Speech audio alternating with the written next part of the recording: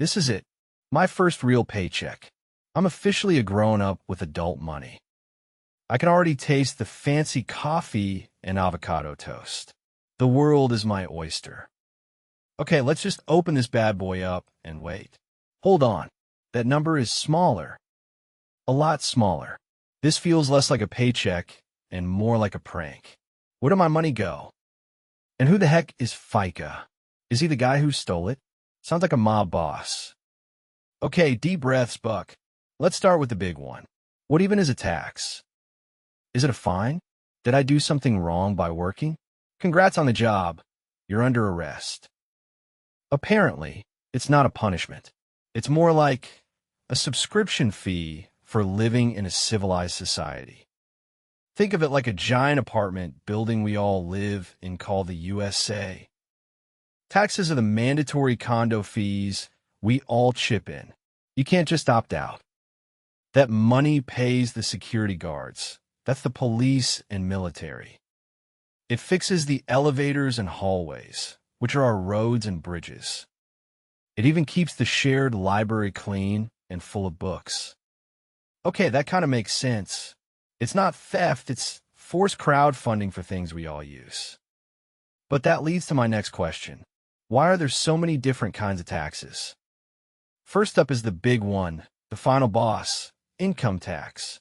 This is the main chunk for my paycheck. This is the fee you pay to the federal government, the landlord of the whole skyscraper. And sometimes to your state government, the manager of your specific floor. I thought they just took a flat percentage, but it's weirder. They call it progressive taxation, which sounds fancy, but here's the simple version. Imagine your income is a big jug of water. The government doesn't tax the jug. It taxes the water using a series of little buckets. You fill the first, smallest bucket with your first few dollars. That water gets taxed a low rate. Once it's full, you move to the next bucket. That water gets taxed a little bit more. So, only the money in the highest bucket gets taxed at the highest rate. Not all of it. So when a billionaire says they're in the 37% tax bracket, it doesn't mean their whole fortune is taxed that much. My brain feels slightly less broken now. Okay, next tax boss, sales tax. This is the ninja tax, the one that gets you when you least expect it. You go to the counter, proud of your single dollar, and the cashier says, that'll be $1.08. It's a tiny tax on most of the stuff you buy, from candy bars to cars. The rate is different depending on where you live. It's the state and city getting their cut. It's like the building management charging a little extra for using the vending machine in the lobby. Got it. Annoying, but simple enough. Now for the last one, property tax. This one always seemed weird to me. You pay a tax just for owning a thing? Yep. If you own land or a home, your local government sends you a bill every year. This is the most local of all the taxes. It pays for stuff in your immediate neighborhood. We're talking the local public school down the street, the firefighters at your local fire station, even the town park. So the tax on your house helps make sure a fire truck shows up if that house, catches fire. Okay, there's a certain logic to that. A bit like paying for insurance. So that covers the three big bosses. But that still doesn't answer my first question.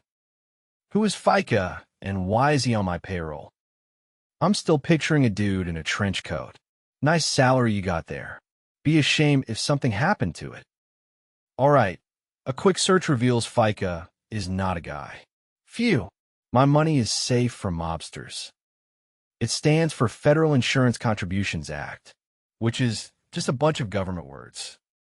Let's translate that from politician to English. It's actually two separate things. Thing one is Social Security. This is money you're forced to save for your future retired self. It's basically a pension plan run by the government for everyone.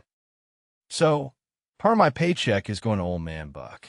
Hope he appreciates it. Thing two is Medicare. This is a government-run health insurance program, mostly for people over 65. So it's like prepaying for health coverage for, you guessed it, old man Buck.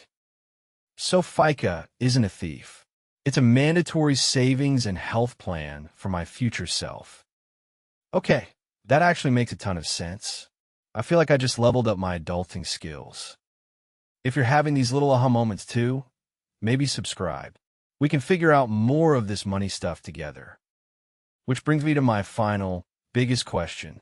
When you add it all up, where does all this money actually go? It feels like it vanishes into a giant black hole of government paperwork.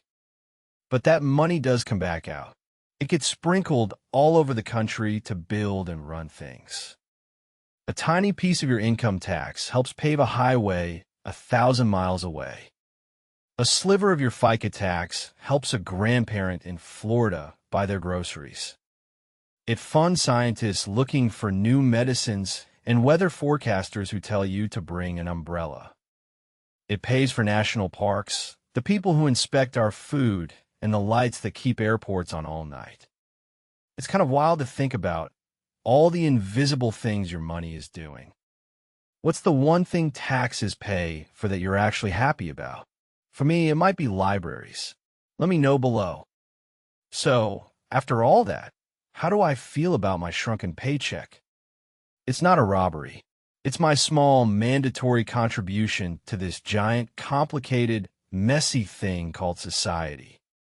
I mean, I'm still a little sad I have less money for fancy coffee. But at least now I know why. And why is a pretty big deal. All right, fine, government. You can have your cut. But I'm definitely getting the cheap coffee for